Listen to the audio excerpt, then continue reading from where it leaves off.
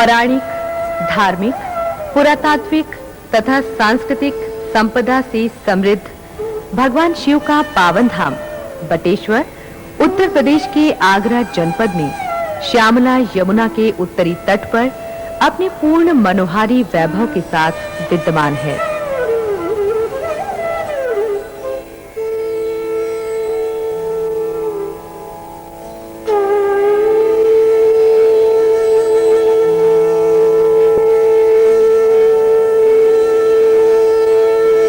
एक तरफ ये स्थल पवित्र तपोभूमि के रूप में विख्यात है, जहां भगवान शंकर स्वयं प्रकट होकर साधक को मनोवांछित फल देते हैं। वहीं दूसरी तरफ वीर प्रसविनी धरती के रूप में भी इस स्थली ने ऐसे रणबांकुरों को जन्म दिया है जो अपनी मातृभूमि की रक्षा तथा आन बान के लिए सदा मर मिटने को तैयार रहे हैं। यदि यह क्षेत्र पौराणिक किंवदंतियों से समृद्ध रहा है, तो इसे ऐसे पंडितों विद्वानों की जन्मस्थली होने का गौरव भी प्राप्त है जो अतीत से आज तक भारतीय मनीषा के अग्रदूत रहे हैं।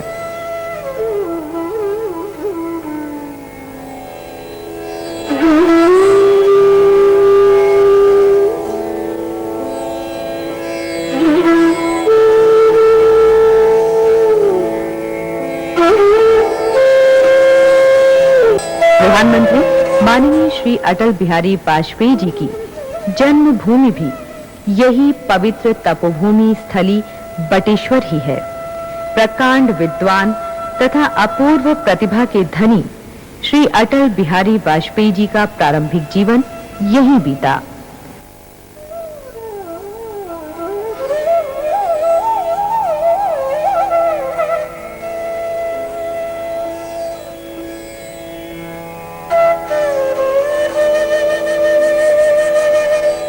उत्तर प्रदेश के आगरा जनपद में आगरा नगर से 72 किलोमीटर पूर्व स्थित बटेश्वर सड़क मार्ग द्वारा पहुंचा जा सकता है। इसका तहसील मुख्यालय बाह है, जहां से पक्की सड़क जरार, फरेरा तथा बटेश्वर होती हुई यमुना नदी के नौरंगी घाट तक जाती है।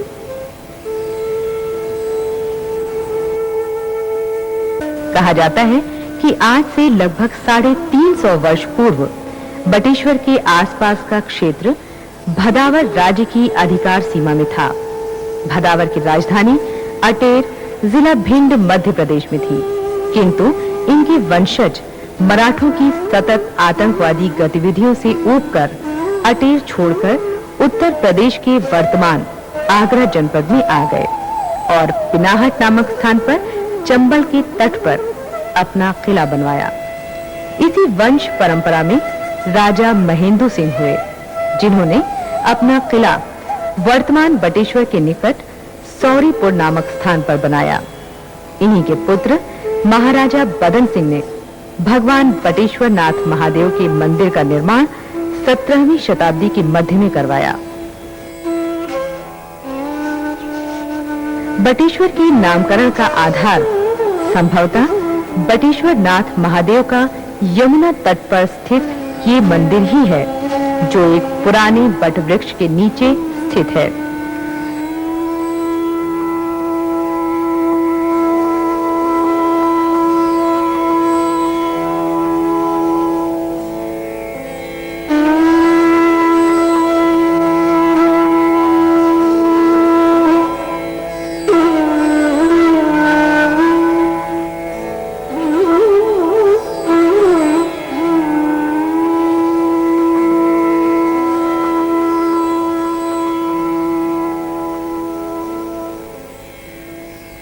मंदिर में स्वयंभू भगवान शिवलिंग विराजमान है।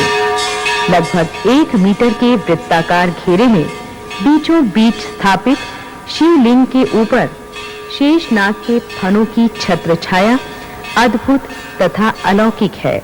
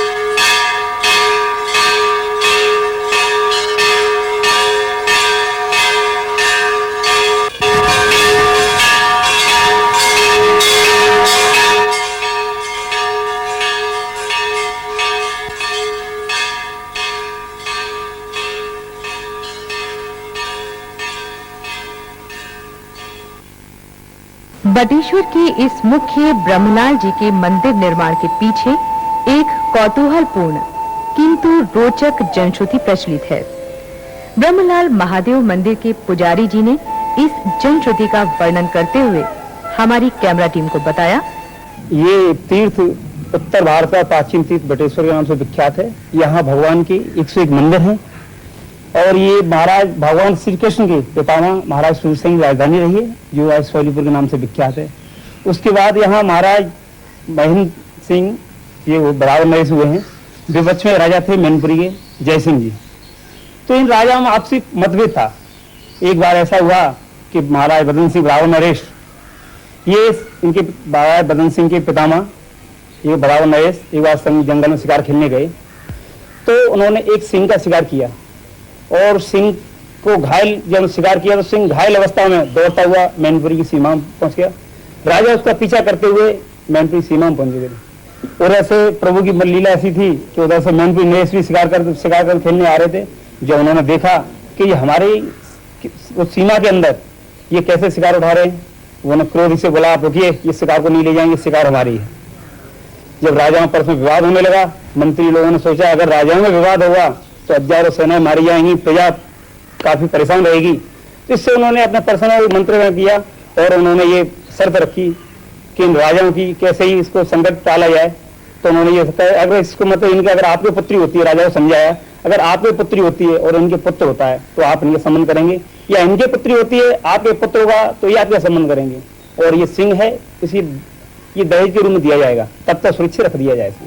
ब्रह्मलाल जी के इस मंदिर के आसपास लगभग 101 मंदिरों की एक लंबी श्रृंखला है, जिसमें से लगभग 45 मंदिर अर्धवृत्ताकार बहती हुई श्यामलांगी यमुना के तट पर ही निर्मित हैं।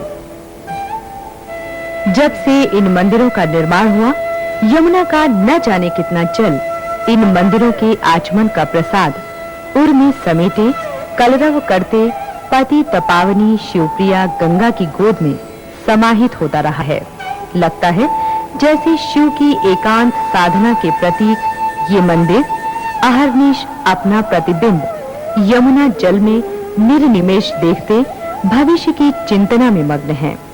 भदावर राजाओं द्वारा यमुना के तट पर 101 मंदिरों के निर्माण के पीछे क्या मंशा रही होगी, इसकी निश्चित आख्या तो अतीत के गर्भ में है, लेकिन मंदिर के पुजारी जी ने इस संबंध में प्रचलित अवधारणाओं को परिभाषित करते हुए बताया, प्रभु बटेश्वरनाथ की लीला कुछ ऐसी थी कि दोनों राजाओं की पुत्री हुई। उन्होंने मैनपुरी नरेश ने संदेशा भेजा कि महाराज हमारी पुत्री हुई है। जब इन्होंने सोचा कि यार जैसे तैसे तो मैं, क्योंकि ये कमजोर थे वो राजा बलिशाली था, तो उन्होंने कहा ये तो उल्टा हो गया। उन्होंने इस बात को छिपाया और वहां संदेशा भेज दिया, राज में संदेशा कर दिया कि हमारे पुत्र की प्राप्ति हुई है। जब उनको पता चला, दोनों राजाओं को प्रसन्नता हुई, जब अच्छा हुआ, प्रभु की मर्जी है, कुछ ऐसा हुआ। कुछ उन्होंने अपने पुत्र को, पुत्री थी उसकी शिक्षा दीक्षा महलों में की, और प्राचीनता परंपरा के अनुसार उसकी जब शादी योग हुए तो शादी फेंटा कटाई द्वारा शादी कर दी गई। जब वो दुल्हन बन के यहाँ आई मैनपुरी नरेश की पुत्री, तो उसने कुछ पता चला कि ये तो कि मेरे पिता ने क्या दुआ किया है, विधाता ये क्या कर दिया कि मेरी शादी भी लड़की के साथ कर दी है। उन्होंने अपने पिता को संदेशा भेजा कि पिता आपने क्या किया मेरे साथ, मेरी शादी एक पुत्री के साथ की है। जब पिता को मैनपुरी नरेश को पता चला कि ये तो वास्तु कैसा का अनर्थ हुआ है, तो उन्होंने अपनी सेना लेकर के यहाँ बटेश्वर चढ़ाई कर दी। इस तीर्थ पर पहले ये तीर्थ तो नहीं था। अच्छा, यहाँ फरेरा नाका पड़ता है, वो नाका था, उसी दिन से इसको फरेरा नाका बोलने पर फरेरा था। उन्होंने नाकाबंदी कर दी, चालों घिराव कर दिया और इनका संदेशा भेजा महाराज बराबर के लिए कि या तो अपना पुत्र दिखाइए वरना आप युद्ध में तैयार हो जाओ। तो ये बात तो असत्य थी ना, ये घबराने चिंतित होने लगे राजा। उन्होंने ये क्या हो प्रभु, ये क्या बताइए अब हमें इससे। जब ये बात सुनी, लकी को पता चला कि ये मेरे कारण विवाद है, अगर मैं न रहूंगी तो शादी विवाद टल जाएगा। तो भगवान शिव का जाप करते हुए वो लड़की जो थी राजा महेंद्र सिंह, यमुना जी गंगा नदी में टूट गई। जब वो डूब गई तो त्राता मचने लगी कि राजा का कुमार डूब गया, राजा का पुत्र डूब गया। लेकिन ये भगवान शिव वहां नीचे विराजमान थे। उन्होंने कहा आइए पुत्र, आइए पुत्र, आइए पुत्र। प्रभु की मर्जी से, वो इच्छा लीला अनुसार वो पुत्र हो गया। वो पुत्र इस शिवलिंग को अपनी गोद में लेकर के जब ऊपर आया, उसने अपने पिता को यह हाल बताया कि पिता भगवान शिव की कृपा आज मैं पुत्र हूँ। जब उन्होंने उस राजा को संदेशा भेजा कि अगर आप पुत्र को देखना चाहते हैं तो आप पुत्र को देखिए और युद्ध करना चाहते हैं तो तैयार हो जाए, क्योंकि पूर्ण मतलब रूप से क्या हो गए? तो राजा बोला कि भाई मेरे सिर्फ पुत्र ही देखना है। पुत्र देखने के लिए यहाँ बटेश्वर आया। जब उसने देखा कि वास्तव पुत्र है तो उन्होंने बताया अपनी लीला शिव की कि मैं वास्तव पुत्र थी, लेकिन शिव की लीला से मैं पुत्र हो चुकी हूँ। उसकी संपत्ति जो अपनी वो लेके आया था, उस संपत्ति से प्लस उन्होंने अपनी संपत्ति से यहाँ 101 मंदिर निर्माण किया है, जो आज बटेश्वर के नाम से विख्यात है। बटेश्वर क्षेत्र के प्रसिद्ध मंदिरों में एक महाराज मंदिर है, जिसमें शिवलिंग के स्थान पर गौरी शंकर की मूर्ति है। ये भगवान शिव का स्नशु युक्त स्वरूप है। उनके बगल में मां गौरी अपने सुसज्जित रूप में विराजमान है। पाषाण पत्थरों में तराशी गई ये विशालकाय मूर्तियां प्राचीन नागर शैली का जीता जागता प्रमाण है। वास्तुकला इतनी सजीव कि लगता है जैसे मूर्तियां अभी-अभी बोल पड़ेंगी।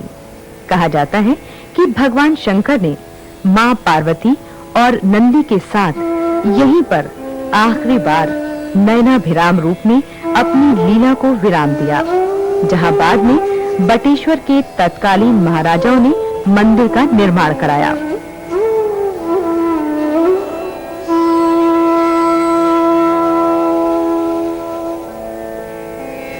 इसके अतिरिक्त मोटेश्वर महादेव का मंदिर, रामेश्वर जी का मंदिर तथा पातालेश्वर महादेव का मंदिर भी श्रद्धालुओं की पूजा अर्चना का केंद्र है।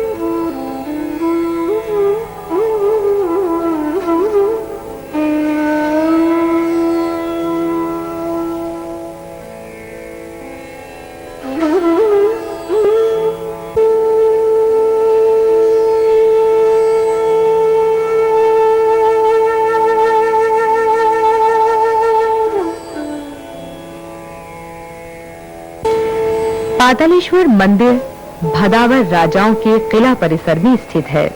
वस्तुतः ये एक स्मारक है जो पानीपत के युद्ध में वीर गति प्राप्त मराठों की स्मृति में नारू शंकर नामक मराठा सरदार द्वारा निर्मित कराया गया। इसके एक ओर एक सहस्त्र दीप स्तंभ है, जिस पर मातृभूमि की रक्षा के लिए प्राण न्यौछावर करने वाले सपूतों की स्मृति में पहले सहस्रों दीप जलाए जाते थे। बटेश्वर के शिव मंदिरों का निर्माण महाराज बदन सिंह के पश्चात उनके वंशजों ने ही 1 शताब्दी की अवधि में करवाया। इनके अतिरिक्त कुछ अन्य मंदिर हैं, जिनका उल्लेख आवश्यक है।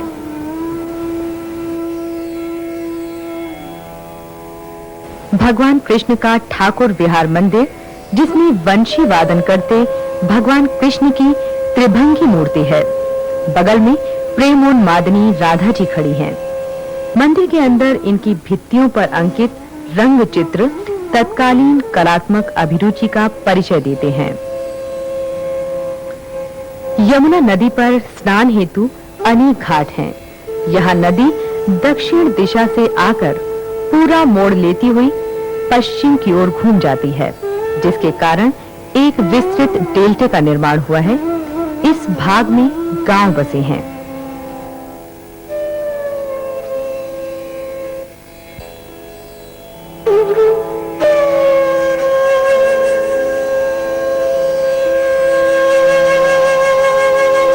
बटेश्वर के अधिकांश मंदिर अपने भविष्य के प्रति चिंतित से लगते हैं।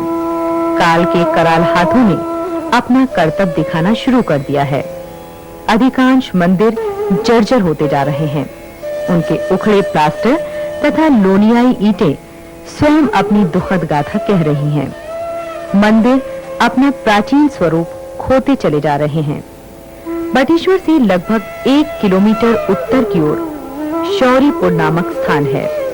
एक जनश्रुति के अनुसार इस स्थान को राजा शूरसेन ने बसाया था, जो या तो कीर्तिवीर अर्जुन के पुत्र अथवा रामानुज शत्रुघ्न के पुत्र या फिर भगवान श्री कृष्ण के पितामह थे।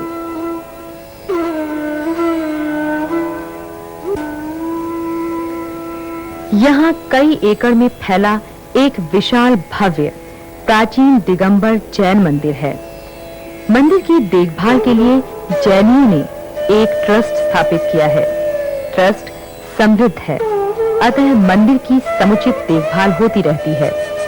यही कारण है कि जैन मंदिर में आज भी कहीं वृद्धावस्था के लक्षण दृष्टिगोचर नहीं होते। सत्यता कुछ भी हो, इन कहानियों से हमें अपने अतीत के प्रति आस्था ही बढ़ती है। इतनी प्राचीन कथाओं को छिपाए हुए बटेश्वर का क्षेत्र पुरातात्विक दृष्टि से महत्वपूर्ण है। यमुना तट पर स्थित शिव मंदिर की श्रृंखलाओं को देखने जाते समय एक सूचना ये मिलती है जिस पर लिखा है, यमुना के उत्तरी तट पर स्थित लगभग 40 मंदिरों का निर्माण सन 1655 से 1773 ईस्वी के मध्य किया गया। सामान्यतया इन मंदिरों में गर्भगृह के ऊपर से ही शिखर का निर्माण किया गया है। बटेश्वर इनमें सर्वाधिक महत्वपूर्ण है। प्राचीन नागर शैली की भांति ये उड़ श्रृंगों से अलंकृत है। मंदिर के गर्भगृह में स्वयंभू शिवलिंग है। ये पुरातत्व विभाग का आकलन है। नया गौरी शंकर मंदिर का प्रवेश द्वार संभवतः राज्य प्रशासन द्वारा निर्मित किया गया है। मंदिरों को देखते, उनकी स्थापत्य कला का आकलन करते आगे बढ़ने पर कैमरा की दृष्टि के समक्ष प्रधानमंत्री श्री वाजपेयी जी के पूर्वजों का मकान आया। पुराना जर्जर, उसमें पुरानी किस्म का किवाड़ लगा हुआ।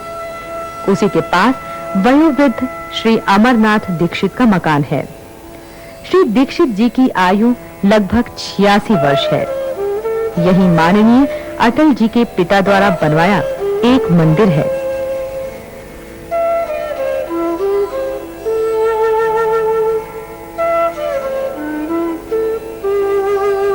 श्री अटल जी तथा उनके पूर्वजों के विषय में बताते हुए श्री अमरनाथ दीक्षित ने कहा, असल ये हमारे यही गांव के रहने वाले हैं और खास तौर से इसी मोहल्ले के रहने वाले हैं।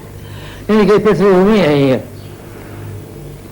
हमने अटल जी को देखा है।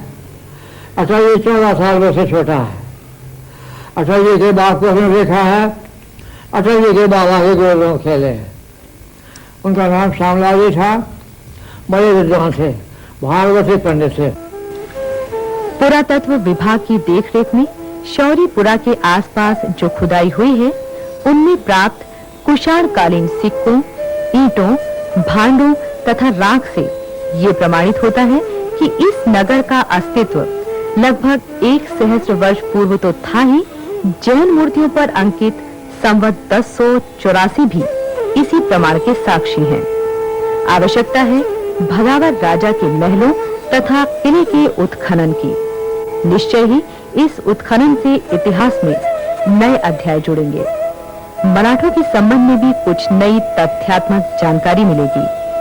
आश्चर्य की बात है कि आगरा जनपद में ही स्थित आगरे के किले तथा ताजमहल की गाथा इतिहास के पृष्ठों में स्वर्णाक्षरों में अंकित है। किंतु इतिहासकारों की उपेक्षा के परिणाम स्वरूप बटेश्वर अपनी ऐतिहासिक, धार्मिक, सांस्कृतिक वैभव को समेटे समय के अंधकार में विलीन होता जा रहा है। माननीय प्रधानमंत्री श्री अटल बिहारी वाजपेयी जी की जन्मस्थली होने के साथ-साथ उत्तर भारत के प्रमुख तीर्थ स्थल के रूप में बटेश्वर की ख्याति दूर-दूर तक फैली हुई है। लेकिन इसे इस क्षेत्र का दुर्भाग्य ही कहा जाएगा कि धार्मिक महत्व की अपार संपदा समेटे बटेश्वर अब तक सरकारी उपेक्षा का शिकार होता रहा है। ये गौरतलब है कि पुरातत्व की दृष्टि से अति महत्वपूर्ण बटेश्वर को पुरातत्व विभाग ने भी पूरी गंभीरता के साथ नहीं लिया है। यही कारण है कि बटेश्वर में स्थित मंदिरों के अवशेष टूट-फूट के कारण नष्ट होते जा रहे हैं। इस संबंध में प्रदेश के लोक निर्माण एवं पर्यटन मंत्री श्री कलराज मिश्र का कहना है, बटेश्वर की जैसी पौराणिकता है और जिस प्रकार का बटेश्वर का इतिहास है, उसके अनुरूप जिस ढंग से प्रदेश सरकार की तरफ से उसके विकास के लिए ध्यान देना चाहिए था, वो नहीं दिया गया। लेकिन जब से हम लोग शासन में आए हैं, हमने उसको केंद्र में रखते हुए उसके अनुरूप उसकी योजना बनानी प्रारंभ की है और उसका समुचित तौर पर विकास हो सके, इसका हम चिंता भी कर रहे हैं। बटेश्वर में हमने पुल का निर्माण किया है और मैं समझता हूं कि उसका जल्दी ही लोकार्पण हो जाएगा। और साथ ही साथ बटेश्वर में उद्यान का भी हमने निर्माण किया है, उसमें हम फ्लड लाइटिंग वगैरह भी करने जा रहे हैं। तो लगातार हमने उसके लिए व्यवस्था की है। मंदिरों के सौंदर्यीकरण की दृष्टि से भी हम प्रयत्नशील हैं। तो उसके लिए एक हम पूर्ण समीकृत योजना बनाकर विकास की दिशा में हम उसको कार्यान्वित करने की दृष्टि से प्रयत्नशील हैं। और आगे मैं आपसे पूछना चाहूंगी कि बटेश्वर के ऐतिहासिक तथा पौराणिक महत्व को देखते हुए इसे पर्यटक स्थल के रूप में भी विकसित किया जा सकता था, मगर ऐसा नहीं। मैंने प्रारंभ में ही बताया कि बटेश्वर के महत्व को देखते हुए जिस तरीके से विकास की दृष्टि से विचार करना चाहिए था वो नहीं हुआ, और इसलिए हम पर्यटन मंत्री के रूप में ही हम कह रहे हैं कि निगाह जाने के पश्चात हमें लगा कि जैसी वहां की पौराणिकता है, जैसी वहां की ऐतिहासिकता है, और साथ ही साथ क्योंकि बटेश्वर में ही जैन तीर्थंकर श्री नवमीनाथ जी का जन्म हुआ था, तो इसलिए जैनियों के लिए भी एक प्रमुख स्थल है।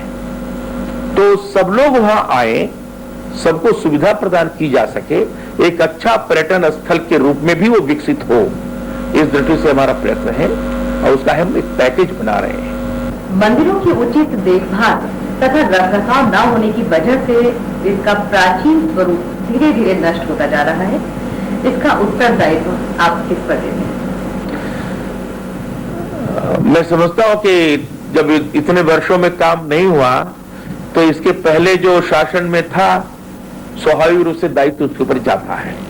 आज हम शासन में हैं, अगर उसके अनुरूप हमने विकास की कोई प्रक्रिया नहीं अपनाई तो हमारे ऊपर जाएगा, और इसलिए हमने तय किया है कि उसकी मंदिरों के पौराणिकता को विद्यमान रखते हुए किस तरीके से उसको व्यवस्थित किया जाए इसकी चिंता करते हुए उसका प्राचीन स्वरूप का भी छवि लोगों के मन मस्तिष्क पर स्थापित हो सके, इसके लिए हम प्रयत्न करेंगे। और हमने जैसे प्रारंभ बताया कि बटेश्वर के पैकेज डेवलपमेंट के लिए हमारी तरफ से प्रयत्न है। पैकेज डेवलपमेंट के अंतर्गत ये सारी चीजें आ जाती हैं। और इसी दिशा में आगे बढ़ते हैं मंत्री जी कि सरकार की तरफ से बटेश्वर के संरक्षण तथा विकास के लिए क्या क्या प्रयास किए जा रहे हैं, आप जरा बताइए। मैंने यही बताया आपको, मैंने यही बताया कि विस्तार विकास की दृष्टि से जैसा प्रयत्न होना चाहिए था नहीं हुआ, और इसलिए बटेश्वर के पूर्ण विकास के लिए, बटेश्वर के समीकृत विकास के लिए, बटेश्वर जहां ऐतिहासिक और पौराणिक दृष्टि से महत्व रखता है वहीं प्राकृतिक मनोरम स्वरूप भी बटेश्वर स्थापित करने में सफल है। इसलिए इन दोनों को ध्यान में रखते हुए बटेश्वर के अंदर इंफ्रास्ट्रक्चर डेवलपमेंट ढंग से हो सके ताकि पर्यटक आवे तो मूलभूत सुविधाओं से वंचित न हो सके, इसके लिए हम एक पूर्ण विकास की दृष्टि से योजना बना रहे हैं। थोड़ा बहुत हुआ है लेकिन वह नाकाफी है, अपर्याप्त है, इसलिए पर्याप्त हो सके हम उस दृष्टि से योजना बना रहे हैं और उसको निश्चित रूप से विकसित करेंगे। जहां पौराणिकता उसकी है, जहां ऐतिहासिकता उसकी है, वहीं वर्तमान प्रधानमंत्री की जन्मस्थली भी है, इसलिए हमारे लिए तो और भी महत्व रखता है।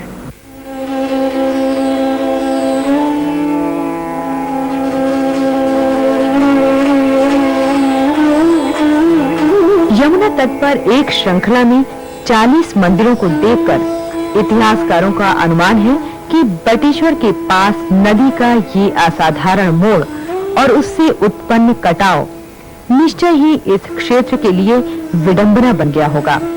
भदावर के प्रजापालक राजाओं ने अपनी प्रजा को इस विडंबना से मुक्ति दिलाने के लिए ही शायद यमुना के तट पर पक्का बांध बनवाया तथा उस पर शिव मंदिरों का निर्माण कराया।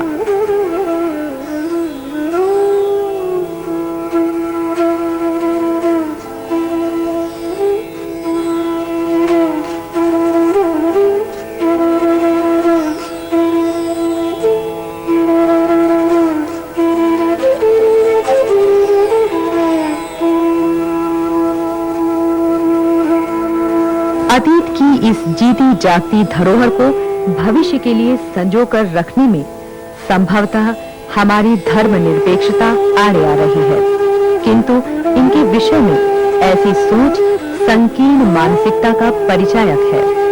आदिदेव शिव प्राणी जगत के लिए मंगलकारी, कल्याणकारी हैं। संपूर्ण आस्तिक जगत किसी न किसी नाम रूप से उनकी पूजा करता है।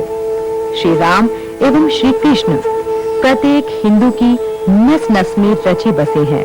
उनके अभाव में हम भारतीय संस्कृति की परिकल्पना ही नहीं कर सकते। वे चरित्र नायक हैं। उनका आदर्श चरित्र मानव जाति के लिए वरेण्य है। उन्हें धर्म और जाति की संकुल श्रेणियों में नहीं रखा जा सकता। बटेश्वर के पास अर्धवर्तुलाकार बल खाती यमुना का श्यामल जल, चारों ओर विस्तृत क्षेत्र में पसरी हरितिमा, जैन सिद्ध क्षेत्र शौरीपुर का विशाल जैन मंदिर तथा मंदिरों से आवृत पूरा क्षेत्र जिसे बदन बाहु कहते हैं, पुराना खेड़ा और औंधा खेड़ा के खुदाई के स्थल एवं भदावर राजाओं के महलों और किले के भग्नावशेष कुल मिलाकर पर्यटन की अपार संभावनाएं प्रस्तुत करते हैं।